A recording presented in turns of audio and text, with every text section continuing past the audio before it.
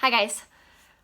So a while ago, after my comparison video came out, I was talking to some students and they're like, we loved it, you should make another one. I was like, another one? Why would I need to make another one? Just rewatch it. They're like, no, you need to talk about how not to compare yourself with someone who has something that you just can't have. Like, no matter how hard you work, you're not gonna have it. And I was thinking, well, I did talk about how success looks different for everyone, so I'm confused on exactly what you want. And as we kept talking, I realized that they didn't want another video about comparisons. They wanted a video about handling failure. Somebody has a role or a position or a job over you, and again, no matter how hard you work, they still have it and you don't. So how do you handle not having what you want? How do you handle failure? First, failure is necessary. You must go through failure. It is going to happen often. And who are you to think that you shouldn't? Who are you to think that you should get everything you want? Okay, now I know some of your mommies and daddies say that you deserve everything, okay, but they're wrong, all right? They love you, they can say that, but they're wrong. You do not deserve a darn thing.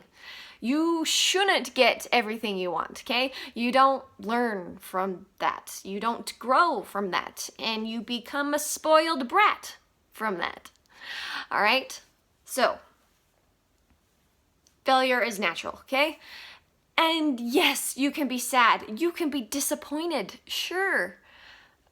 But you have to make sure that it is normal to fail. It is not something that's supposed to tear you down, okay? You need to learn from it and continue to have a joyful spirit, all right?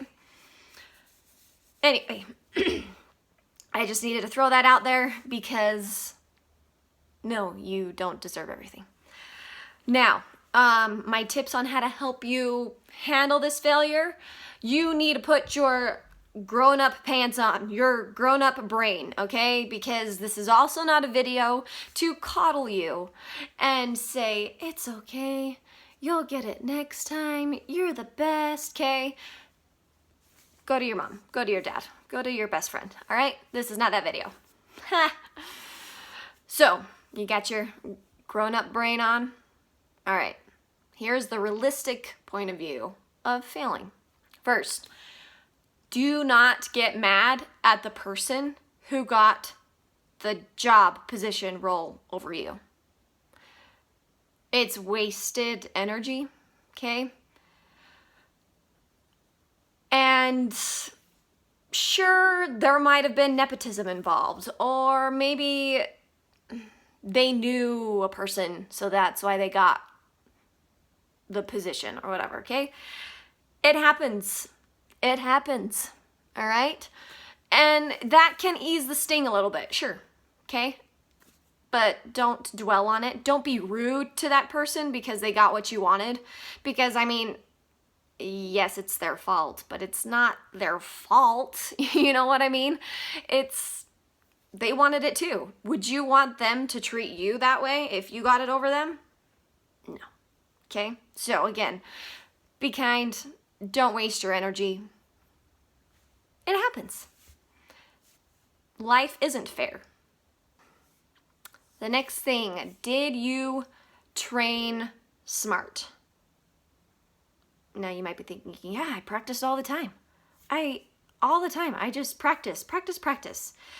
Okay, but did you practice right? All right, sometimes if your goal is really high, you're going to need training, like someone to help you gain that skill. All right, that's maybe not the funnest way to look at things, and you gotta pay for it. But if your goal is high, you gotta build that skill, okay? If your goal is not so high, so for example, if your goal is to get the lead part in a play that there are 150 people auditioning for, okay? If you want the lead, you've got to train with a trainer. You have to be taught the right skills, okay? But if your goal is to just maybe get in the show, you could maybe not have to train that much just to get in the show, depending on where it is, who's involved, all that jazz, okay? I've taken voice lessons from like dozens of teachers, and you know, that's the right step. But I also didn't have the right frame of mind. I wanted to sound this way, and my teachers were teaching me like the skills beneath it, and I was getting frustrated. We weren't communicating right, and I wasted a lot of my training because I wasn't listening, or in some cases I just didn't have the right teacher. All right, so you've got to train smart. Also, when it comes to my singing voice, I could practice till I was blue in the face, but when I got in front of that certain person, it was like a totally new voice. Like I wasn't singing the way I should. Like my nerves got to me. So part of my training is to practice in front of people who I don't sing in front of a lot. Like I have to practice with my nerves or they will take over. Okay, so you have to learn what practice style works for you. And it's different for everybody, okay? But you have to train smart, okay? It's not just about repetition, but quality, like quality repetition. Like, are you doing it right?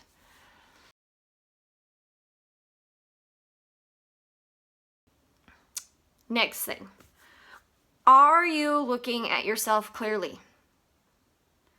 Are your goals here, but your talents are like way on this scale, all right? Now, when I'm telling you to judge yourself clearly, this does not mean you should be listening to the inner demon who is tearing you down and ripping you apart. This is finding what your strengths truly are, okay? What category do I fit in? All right? Now, I'm a dancer, I'm a mover, but I also wasn't trained in ballet or anything like that. So when I auditioned for An American in Paris, to be honest, I knew I didn't have a chance, okay? But I just wanted the audition practice and things like that, and I just wanted to try. All right, I knew I didn't have the skill set for that show, all right? When I played softball, I wanted to be the home run hitter because that's what my brother was and that's what my sister was. Yeah, I do not have the build for a home run hitter. And even though I knew that, I still wanted to be a strong hitter. And so again, I wasted too much time trying to be something that I wasn't. And I should have stuck with working on my speed, okay? Because that was my niche. I could just hit it on the ground and run to first and beat out the throw, okay? I knew that was my niche, but I was fighting it so much, okay? And I wasted a lot of time, okay? I didn't look at myself clearly.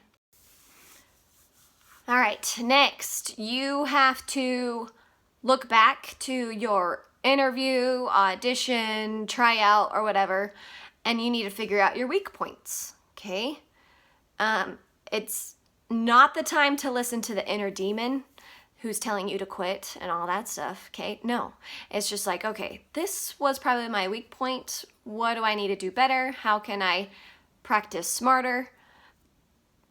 Okay, a lot of times you're wanting to just wallow in your pity, okay? And that doesn't help you, okay? It's time to learn, it's time to grow and look at things objectively, okay? Not, oh, the interviewer asked terrible questions, or the coach was biased and it's all their fault, blah, blah, blah, okay? You gotta look at yourself. How can you fix yourself? Because that's the only thing that you can change, okay? You can't change the boss or the coach or the other players, okay? It's about you, right, the next point. When is it time to quit? That's a scary question. I strongly, strongly believe that if you put enough effort and unfortunately enough money to train correctly, you can learn anything. Okay? It might take you some time. Okay? Because younger people learn things faster. So if you're older, you just might quit before you start. But I don't care like how old you are or what's going on. If you put enough effort, enough time, enough training, you could do anything. Okay? But your job is to know how much failure you are willing to take. All right? So if you didn't make your first interview, your first audition, that's not the time to quit, okay? If you can't take that much failure, get over yourself, okay? Because it's going to happen more. If it's been dozens of auditions and you're only in the chorus, it's not the time to quit. I mean, you're still progressing. You're still in it, all right? You just got to work on those small little areas. Are you training smart, okay?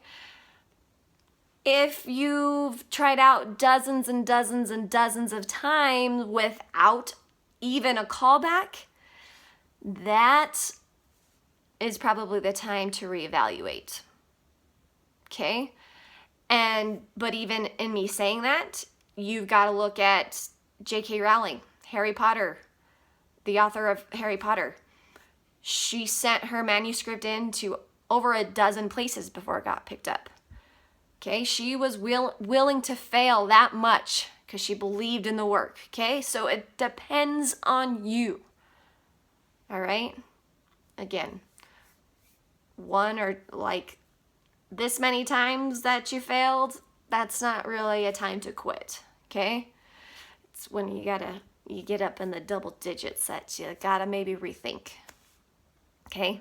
And make sure that, but that also means you should have been looking back sooner. Like, were you training smart? Are you looking at yourself clearly?